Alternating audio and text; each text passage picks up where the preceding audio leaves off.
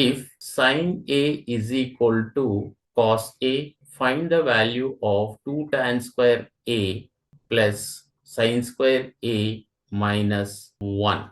Given sin A is equal to cos A.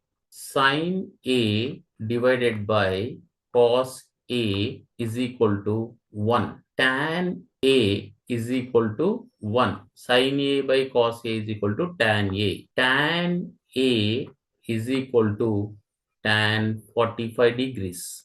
A is equal to 45 degrees. 2 tan square A plus sin square A minus 1 is equal to 2 into tan square 45 degrees plus sin square 45 degrees minus 1 is equal to 2 into tan square 45 degrees is equal to 1 whole square plus sin square 45 degrees is equal to 1 by root 2 whole square minus 1 is equal to 2 into 1 plus 1 by 2 minus 1 is equal to 2 plus 1 by 2 minus 1.